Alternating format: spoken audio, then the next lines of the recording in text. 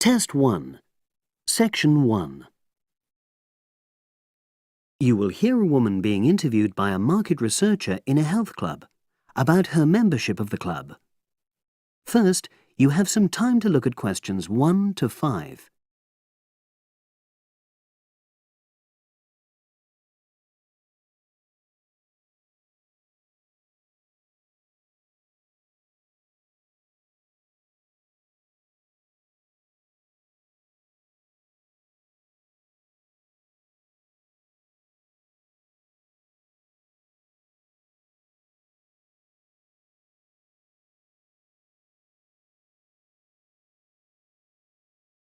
You will see that there is an example which has been done for you. On this occasion only, the conversation relating to this will be played first. Oh, excuse me. I wonder if you'd have the time to take part in some market research.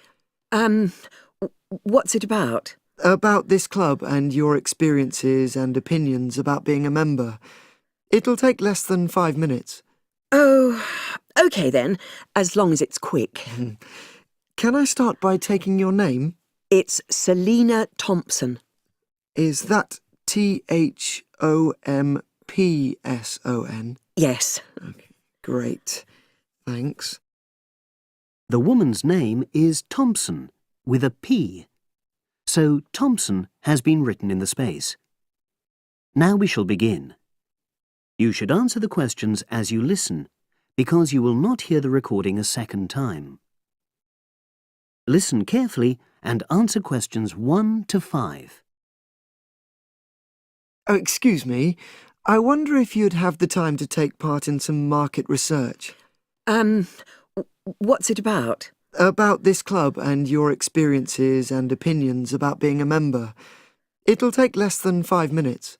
Oh, OK then, as long as it's quick. Can I start by taking your name? It's Selina Thompson. Is that Thompson? Yes. Okay, great. Thanks. And what do you do for a living? Well, I'm an accountant, but I'm between jobs at the moment. I understand. But that's the job I'll put down on the form. And would you mind my asking which age group you fall into? Below 30, 31 to 50, and above? Over 50, I think we can safely say. Great, thanks. And which type of membership do you have? Sorry, I'm not sure what you mean. Do you mean how long? No, is it a single-person membership? Oh, right, no, it's a family membership. Thanks. And how long have you been a member? Ooh, let me see. I was certainly here 5 years ago, and it was probably 2 to 3 years more than that. Shall I put down 8? Oh, I remember now. It's 9, definitely. Sorry. No problem. I've got that. And the last question in this first part is, what brought you to the club? Sorry? How did you find out about the club? Did you see any ads? Well, I did actually. But I have to say I wasn't really attracted to the club because of that. It was through word of mouth. So you were recommended by a friend? Actually, my doctor. I'd been suffering from high blood pressure, and he said the club was very supportive of people with that condition, so I signed up. Great, thanks. Before you hear the rest of the conversation, you have some time to look at questions 6 to 10.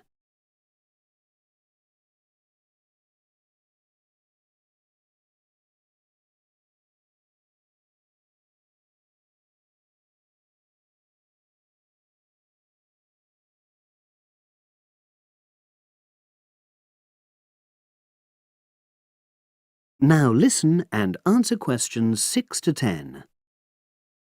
Now, for the second part of the form, I want to ask a bit more about your experience of the club. Sure. How often would you say you use the club? It varies enormously, depending on how busy I am. Of course. But on average, per month? I'd say it averages out at twice a week. Okay, so 8 on average. Yeah, and 4 of those are aqua aerobics classes. That leads me to the next question. Would you say the swimming pool is the facility you make most use of? Fair to say that, yep. Right, thanks. And are there any facilities you don't use? One area I realise I've never used is the tennis courts. And there's one simple reason for that. You don't play tennis? Actually, I'm not bad at it. Oh. It's that I'm not happy having to pay extra for that privilege. Ah, right. I've made a note of that. Thanks. Now, in the last section, are there any suggestions or recommendations you have for improvements to the club? Only about health and fitness? Anything at all? Well, I'd like to see more social events. Oh. It isn't just a question of getting together for games or classes, but other things, you know. Yes, sure. And another thing that I was thinking when I had my yoga class in the gym last night, we were all sweltering in the heat, was that I think they should put in, Air conditioning. That's exactly what I mean. The rooms are really light and well designed, but they do need proper installations. Sure. Well, I've made a note of that. Good. So, is there anything else you'd like to suggest? About quality of service, for example? Oh, everyone's very nice here. They couldn't be more friendly and helpful. Oh, but I tell you what, it's a shame the restaurant isn't open in the evening on Saturday, and Sunday as well, for that matter. Oh. So, the club should... Open it later on those days. OK. Well, thank you very much. That's all the questions I have. That is the end of section 1. You now have half a minute to check your answers.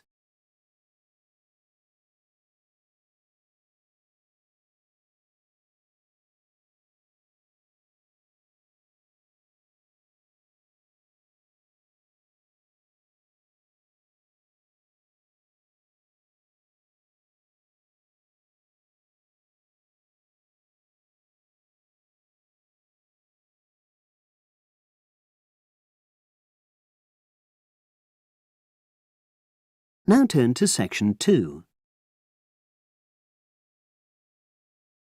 Test 1, section 2. You will hear a trainer giving a talk to people who want to learn outdoor survival skills. First, you have some time to look at questions 11 to 16.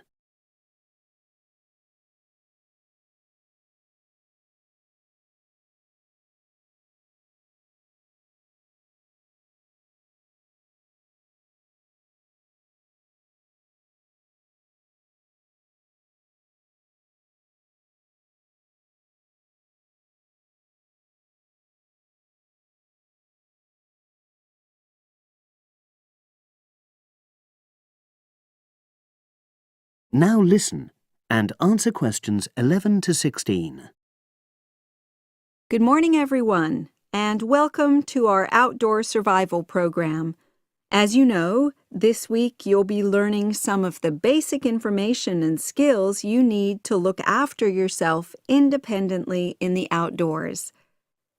These first 2 days will be based here in the classroom, and then we'll be taking a camping trip to put into practice some of the things you've learned. I'm going to start off with the topic of food. And to start with, I'll describe just 2 methods which we'll be putting into practice at our camp, and which make use of natural resources: the steam pit and the bamboo pot. I've got 2 posters here to make things clearer, and I'll start with the steam pit here. To make this, you'll need some dry sticks, some grass, some loose earth, and some stones. And for this week only, some matches. The first thing you do is to dig a shallow pit in the place you've chosen to do your cooking. Let's say about 25 centimeters deep and 30 centimeters wide. Your sticks have to be a bit wider than the pit because you have to put a line of them along the top from one end of the pit to the other. Before setting light to these, you take some large stones and arrange them on top. Then you start the fire and wait till the wooden platform burns through and the stones fall into the pit. At this point, brush away any pieces of hot ash from the stones. You can use a handful of grass, and then take another stick and push it down into the center of the pit, between the stones. After that, you cover the whole pit with a thick layer of grass. And then you can put your food on it, wrapped in more pieces of grass, like parcels. Finally, cover the whole thing with earth. You have to pat it firmly to seal the pit. Then all you have to do is take the stick out and pour a bit of water into the opening that it leaves. It should take about 4 hours for your food to cook, as it cooks slowly in the steam that's created inside the pit. Now you have some time to look at questions 17 to 20.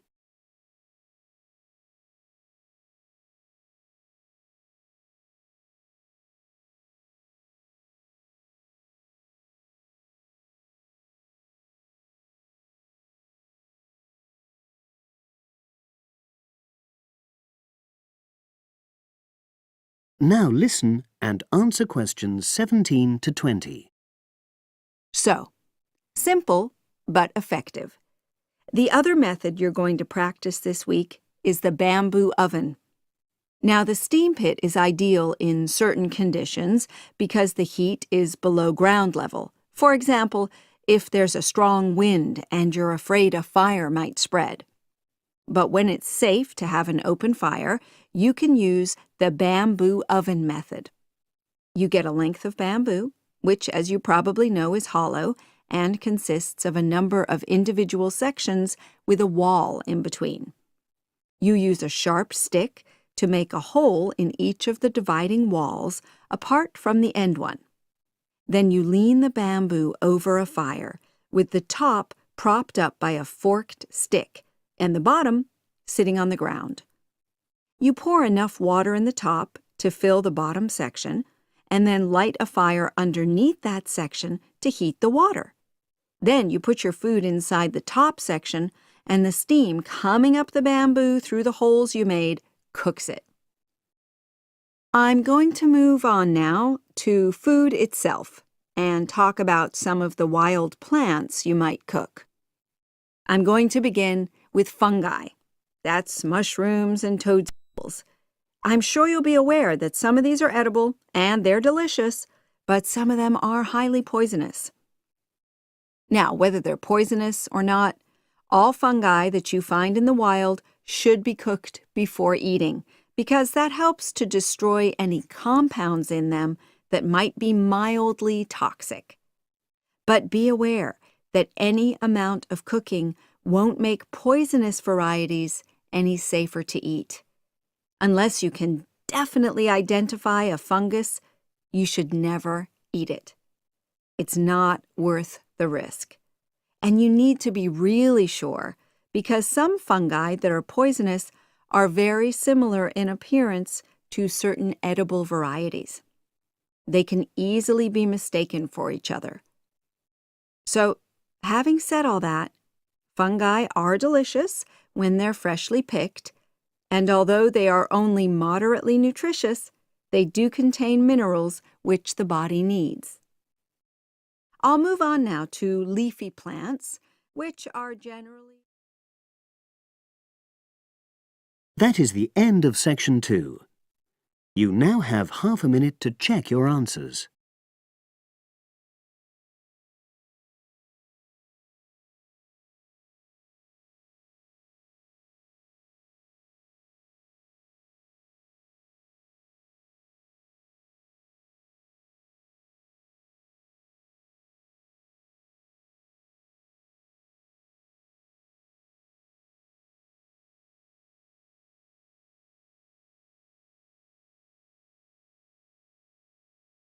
Now turn to section 3. Test 1. Section 3. You will hear a woman called Phoebe who is training to be a teacher, talking to her tutor called Tony about research she has done in a school. First, you have some time to look at questions 21 to 25.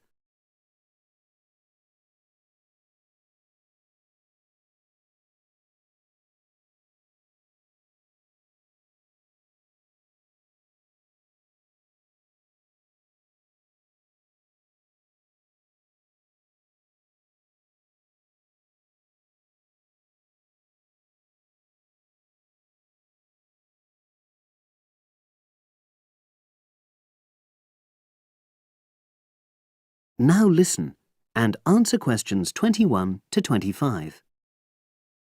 So, how did you get on with your school-based research, Phoebe? Well, it was exhausting, but really valuable. Good. What was the specific focus you chose? My title is Attitudes Towards Study Among 11 to 12-year-old Pupils. Right, and what made you choose that focus? Well, that's a bit difficult. Lots of my classmates decided on their focus really early on, mainly on the basis of what they thought would help in their future career, in their first year's teaching. So that's what helped you decide?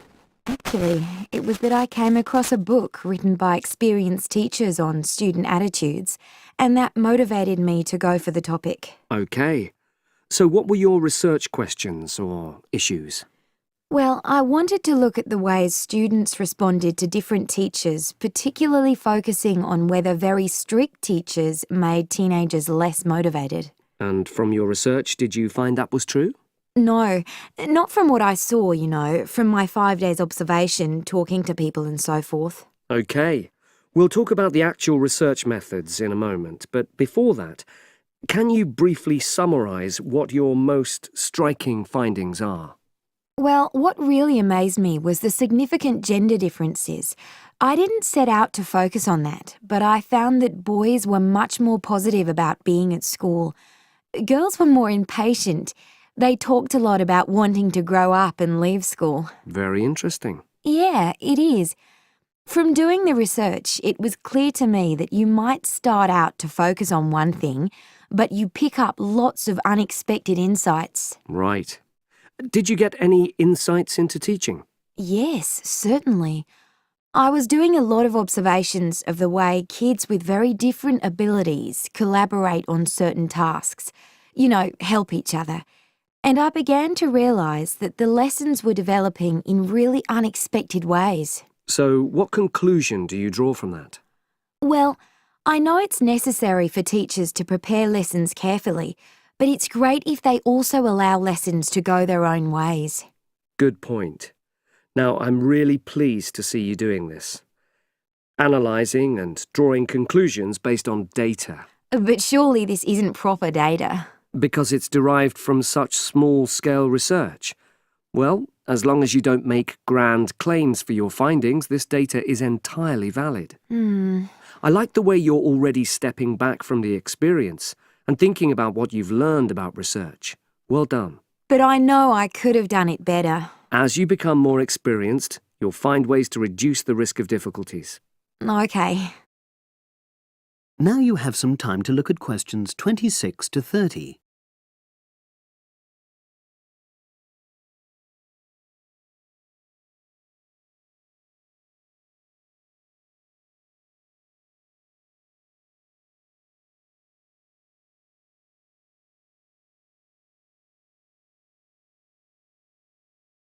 Now listen and answer questions 26 to 30. So, let's look in more detail at how you gathered your data. Let's start with lesson observation.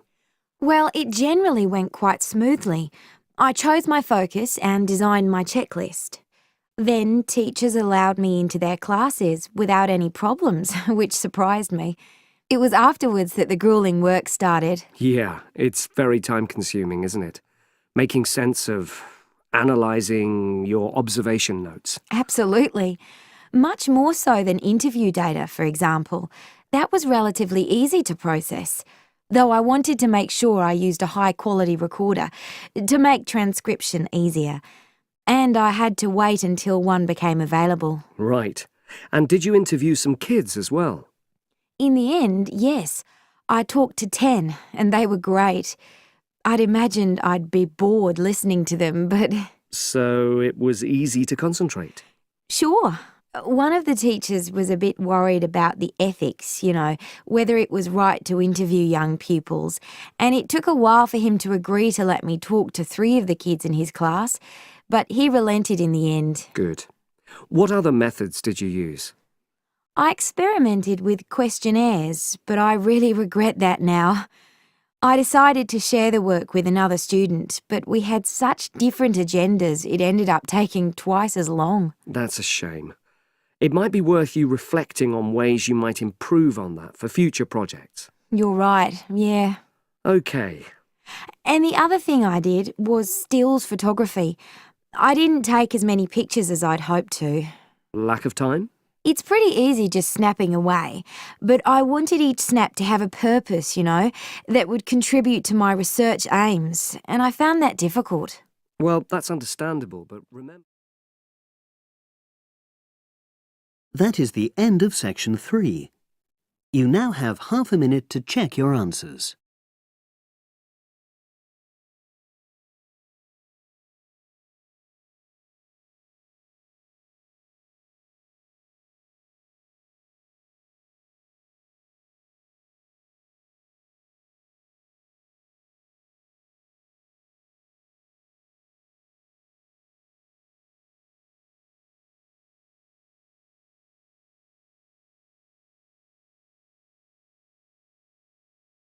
Now turn to section 4. Test 1, section 4. You will hear an environmental studies student giving a presentation about his project on saving an endangered species of plant. Now you have some time to look at questions 31 to 40.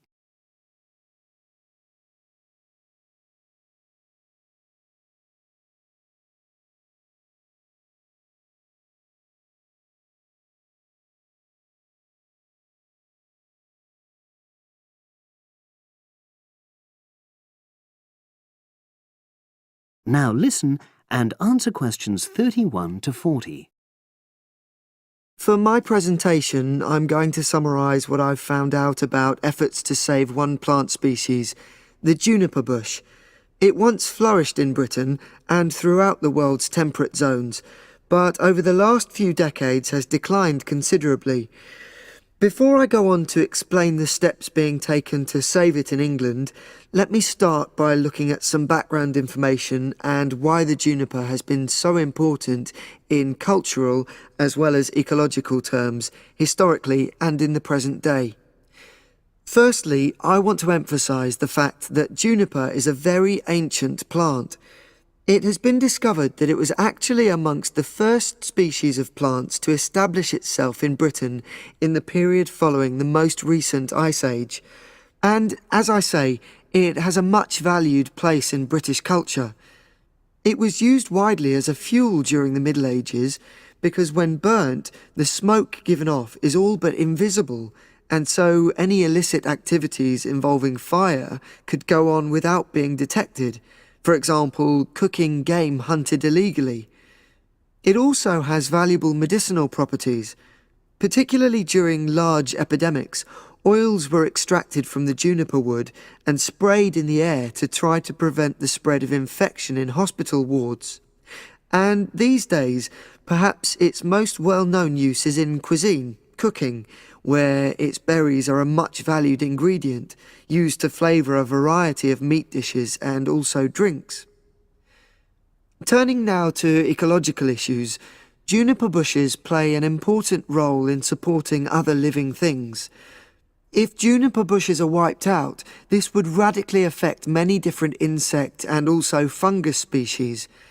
We simply cannot afford to let this species die out.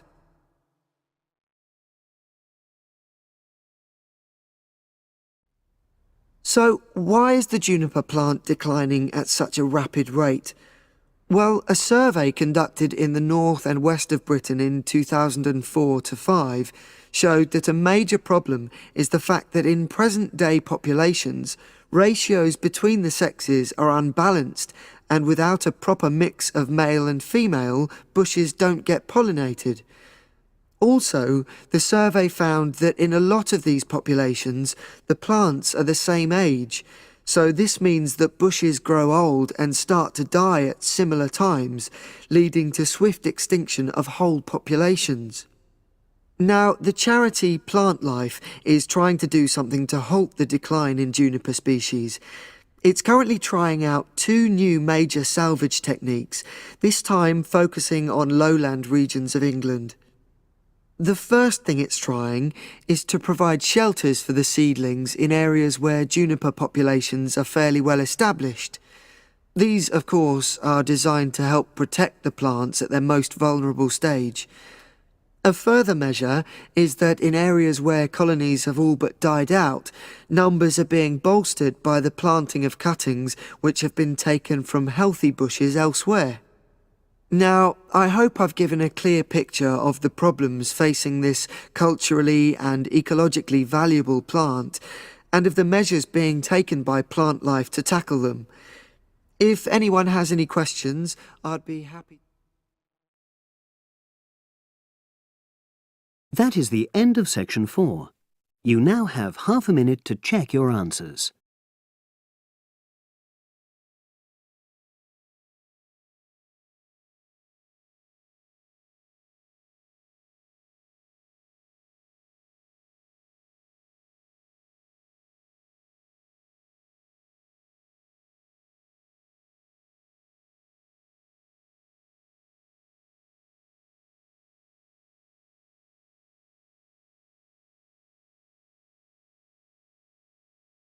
That is the end of the listening test. You now have 10 minutes to transfer your answers to the separate answer sheet.